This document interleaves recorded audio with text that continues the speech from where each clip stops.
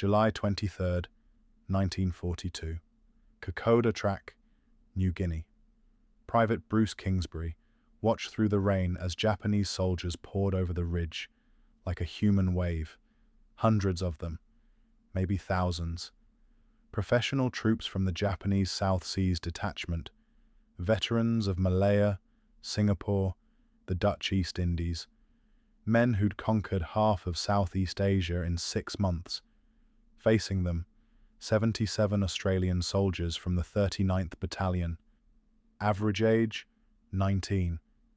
Average training, 14 weeks. Most had never fired their rifle in combat until 3 days ago.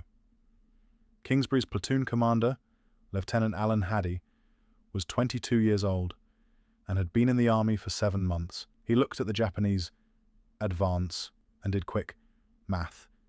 That didn't work.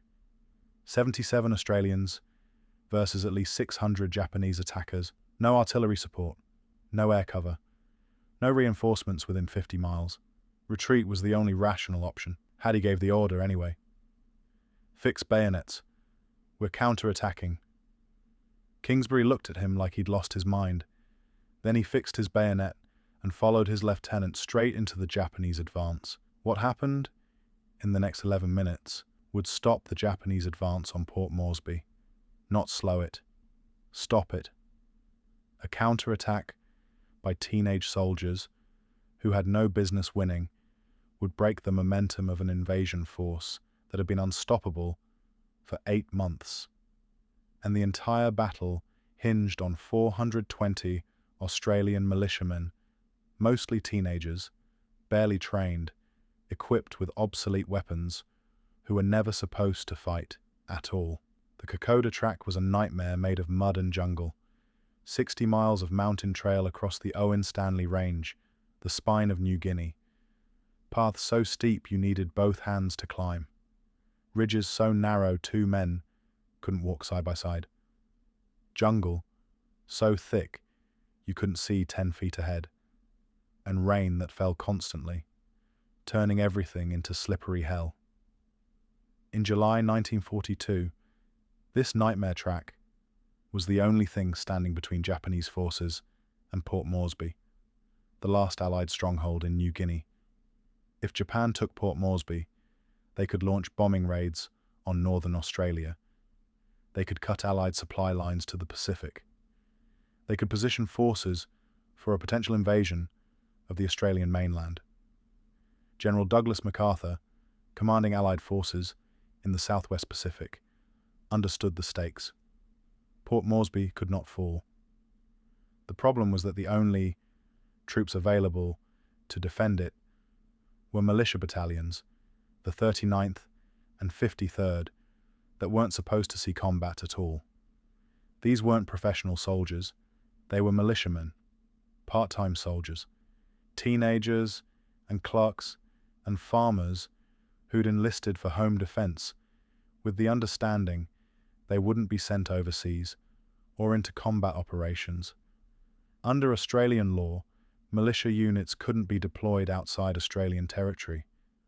But New Guinea was Australian territory, technically. A legal technicality that allowed the Australian government to send untrained teenagers to face Japanese veterans because nobody else was available. The 39th Battalion numbered 420 men when they flew into Port Moresby on July 7th, 1942. They'd completed 14 weeks of basic training. Some had fired their rifles at qualification ranges. None had combat experience. Their average age was 19. Their officers were mostly in their early 20s. They were given World War I era equipment, rifles from 1918, web gear that barely fit, boots that fell apart in mud. They were told to march up the Kokoda Track, establish defensive positions, and delay any Japanese advance long enough for real soldiers to arrive. Nobody expected them to actually stop the Japanese. The mission was delay and retreat. Buy time. Survive if possible.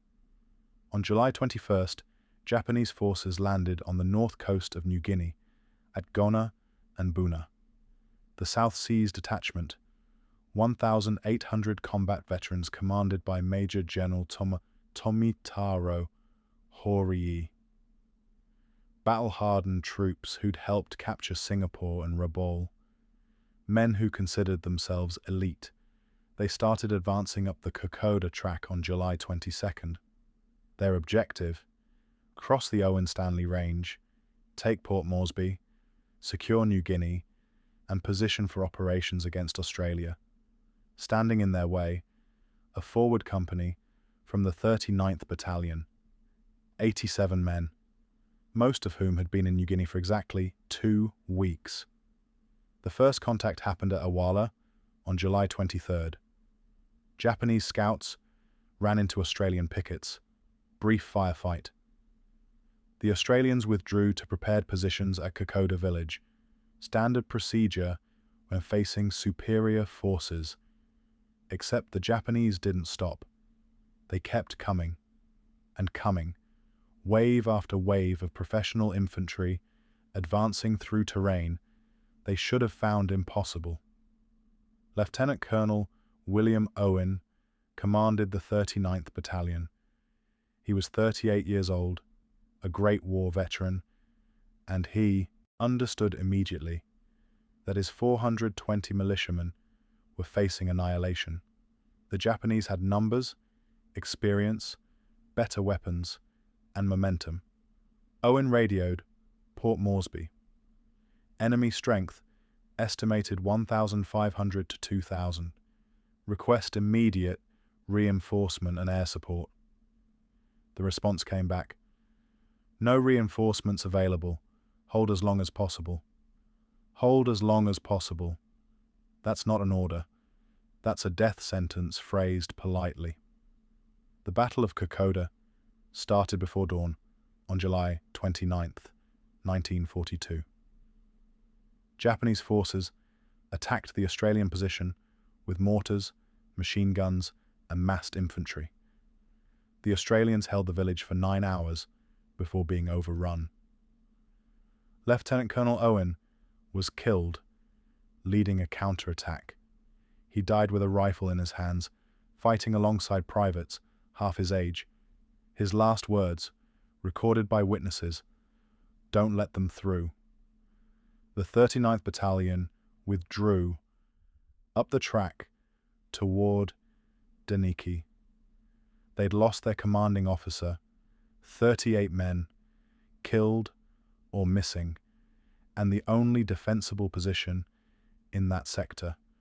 By every tactical measure, they were beaten. But something happened during that withdrawal. The teenage militiamen, who'd been terrified 3 days earlier, weren't terrified anymore. They'd faced Japanese attacks. They'd seen the enemy die when shot. They'd learned that professional soldiers could be killed by amateurs if the amateurs were desperate and angry enough. They stopped retreating at Deniki and fought again, then withdrew to Isurava and fought again, then to Alola, Brigade Hill, Yoribaiwa, every ridge, every village, every defensible piece of ground. They stopped and fought.